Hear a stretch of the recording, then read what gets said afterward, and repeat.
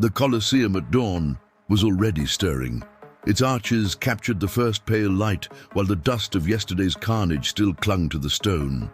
Beneath the tiered seats, iron gates would rattle as handlers shoved half-starved beasts into their pens, lions with their ribs showing, bears pacing in agitation. From the tunnels below came the metallic clang of swords, not for practice, but for the day's bloodletting. And above it all, a low hum was swelling as tens of thousands of Romans streamed into their seats, eager for the one thing their empire had perfected, death packaged as a spectacle. When we picture the Roman arena, we see the gladiator, but that vision, as violent as it is, barely scratches the surface. The gladiator was the star, but the real depravity, the truly inhumane acts, were often reserved for the moments in between. The arena wasn't just a stage for sport, it was a laboratory of cruelty. Here, emperors proved their power by forcing prisoners to act out myths that ended in very real deaths, by staging massacres on water, and by devising forms of public punishment so monstrous they became a terrifying warning to anyone who dared defy Rome. These weren't accidents of history. They were policies woven into Rome's machinery of control. To cheer in the stands was to reaffirm the empire itself. And that's why today we're diving into the most brutal and inhumane arena acts that went too far, even for some in Rome. From the mass slaughter of the beast hunts to executions staged as chilling theater, we'll uncover how a civilization built its reputation on turning suffering into applause. Before we begin, make sure to subscribe. It helps us keep bringing you history's darkest and strangest stories and ensures you don't miss the next descent into the past. Now, take your seat. The gates are creaking open, and the show is about to begin. The hunted damnatio at bestias. The morning sun rises over the amphitheater, but it brings no warmth to the condemned huddled below the arena floor. These are the naumachiae, and their day is about to begin. The midday spectacle, often presented as a light intermission, was the time for damnatio, at bestias, condemnation to the beasts. This was not a fight, it was a feeding. It was one of Rome's most terrifying forms of capital punishment, reserved for the lowest rungs of society: deserters, escaped slaves, poisoners, and other criminals, a group that at times included early Christians. An iron gate groans open, and a group of unarmed prisoners is shoved onto the hot sand. They are defenseless, sometimes tied to stakes, disoriented by the blinding light. From another gate, a starved lion or a bear pads into the arena, intentionally kept hungry and agitated. There is no contest. It's a one-sided slaughter designed for maximum spectacle.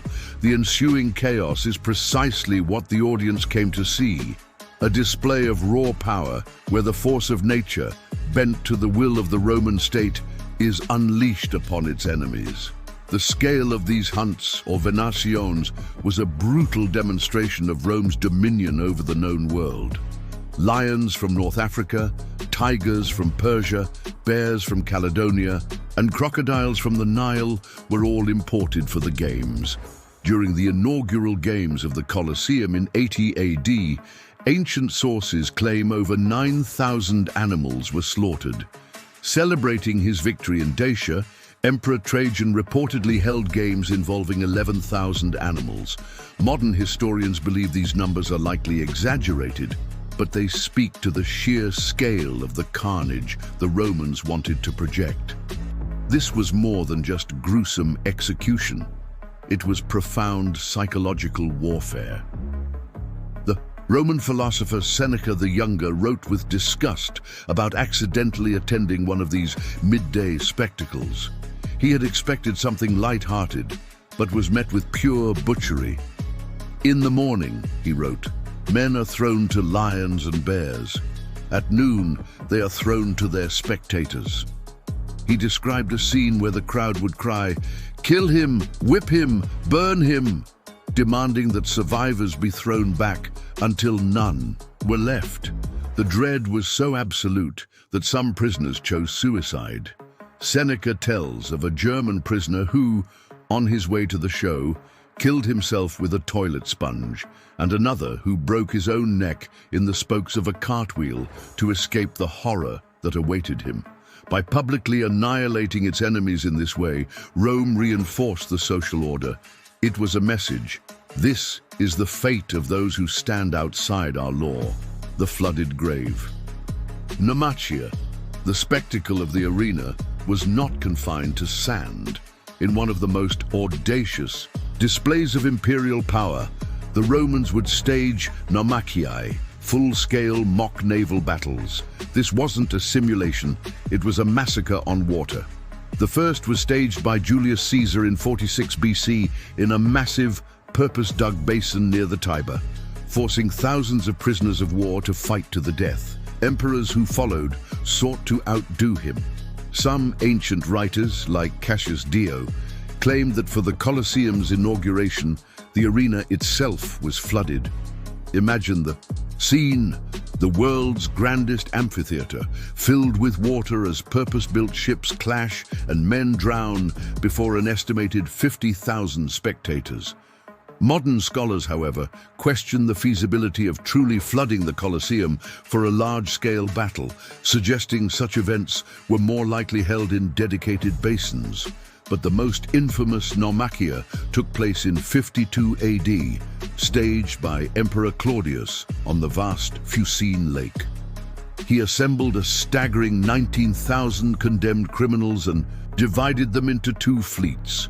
It is from this event that we get one of the most haunting phrases in Roman history. As the fleets prepared, the condemned men supposedly raised their arms and cried out, "Ave Imperator, morituri te salutant." Hail, Emperor! Those who are about to die salute you. According to the historian Suetonius, Claudius replied, "Art non," or not, which the prisoners took as a pardon.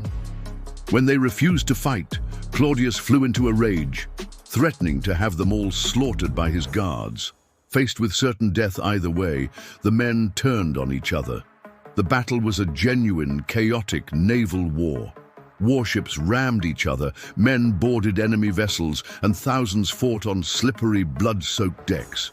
It was even bloodier than gladiatorial combat, a mass extermination for entertainment. The naumachiae was the ultimate expression of the emperor's godlike control over life, death, and even nature itself.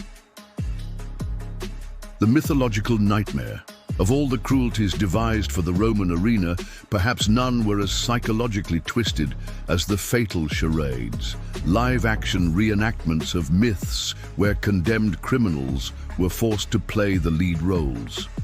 Rome was taking its most cherished legends and turning them into scripts for public torture.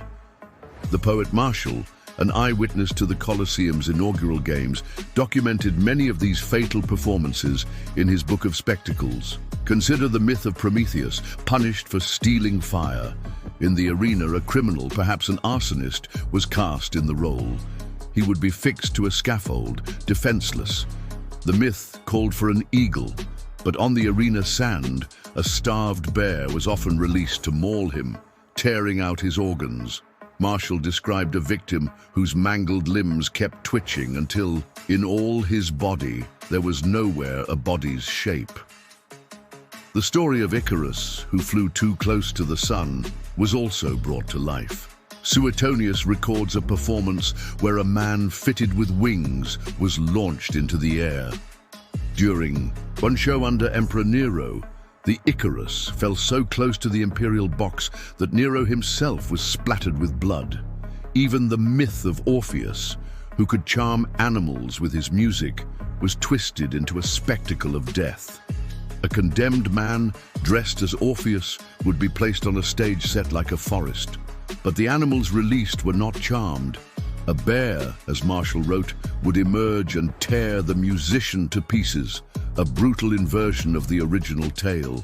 Perhaps most disturbing were reenactments involving sexual violence. Martial alludes to the myth of Pasiphae, who mated with a bull, being made real in the arena. "Believe that Pasiphae was mated with the Dictaean bull," he wrote. "We have seen it.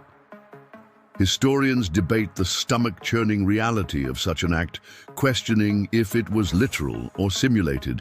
But even the suggestion speaks to a profound level of degradation. These mythological nightmares demonstrated the emperor's godlike power. He could make legends real, command life and death, and even rewrite the sacred stories of the past. The condemned died not as themselves, but as props in a horrifying piece of theater. The impossible combat. While we imagine two equally matched gladiators, the reality was often far more sinister. Spectators craved novelty, which led to matchups that were deliberately and grotesquely unfair. This was the arena at its most sadistic, where the pretense of a fair fight was abandoned for choreographed slaughter.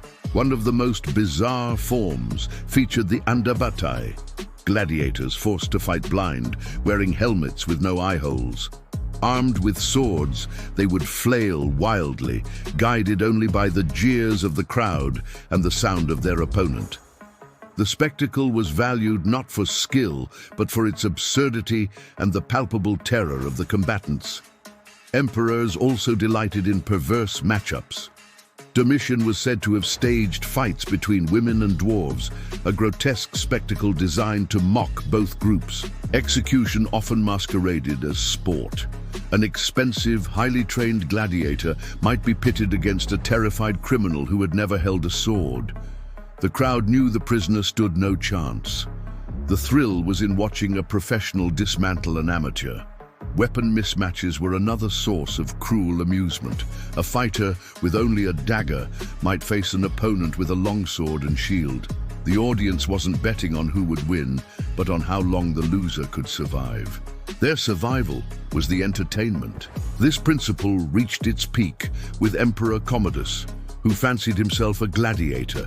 His opponents were given blunted weapons or ordered to feign death at the right moment. It was a pathetic display of vanity, but it underscores the core principle. The arena was not about fairness. It was about reinforcing a narrative of power. As Seneca lamented, spectators were not interested in skill. For what is the point of armor or weapons, he asked. They do nothing but delay death. In these impossible combats, the delay was the point.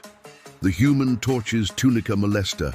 As dusk fell over Rome, the game sometimes gave way to a different kind of horror, blending public execution with nocturnal political terror. This was death by the tunica molesta, or shirt of torment. It was a tunic coated in flammable pitch and oil. The condemned was forced to wear it, secured to a stake and set on fire, becoming a living torch. This horrific punishment became infamously associated with Emperor Nero. In 64 AD, after the Great Fire of Rome, Nero needed a scapegoat to deflect rumors that he had started it himself. He blamed a small, misunderstood sect, the Christians. The historian Tacitus, though he held no love for them, described what followed with grim disapproval. He wrote that to quell the rumors, Nero inflicted the most exquisite tortures on a class hated for their abominations. Some were torn apart by dogs, others crucified. But the most horrifying fate was reserved for those who became Nero's human torches. Tacitus describes how Christians, clad in the tunica molesta, were used to illuminate Nero's private garden parties at night, and thus they were burned to serve as a nightly illumination, he wrote. This was not a regular feature of the arena games, but a calculated act of political terror. By burning people accused of arson, Nero enacted a twisted form of symbolic justice while sending a message. This is what happens to enemies of the state. The cruelty was so extreme that Tacitus noted a sense of compassion arose for the victims, suggesting that even in a society desensitized to violence, Nero had crossed a line into pure personal sadism. The sands of the Colosseum have long since settled. The roar of the crowd has faded into the silence of 2 millennia. What remains is the stone skeleton of a monument to Roman grandeur, but its story is one of profound inhumanity. We've walked through the terror of damnatio ad bestias, sailed the bloody waters of the naumachiae, and descended into the mythological nightmare. We stood before impossible combats where hope was a commodity, and watched as human beings were turned into living torches. It is easy to dismiss these acts as the practices of a distant past, but to do so is to miss the point. These spectacles were not random chaos. They were a system. They were a calculated method of social control where the power of the emperor was made brutally, viscerally real. The games served to desensitize an entire population, but they also instilled a deep and abiding fear of the state's authority. The crowd, in cheering for death, became complicit. The Colosseum stands as a silent witness. Its stones do not speak of the screams or the suffering they once contained. That story is for us to remember. It is a haunting reminder of the dark potential that lies within civilization, of how easily spectacle can mask atrocity. The Roman arena was the greatest theater of its time, but its greatest performance was the illusion that this unimaginable cruelty was anything other than what it truly was. A monument to humanity's capacity for barbarism, built by genius and paid for with 1,000,000 lives.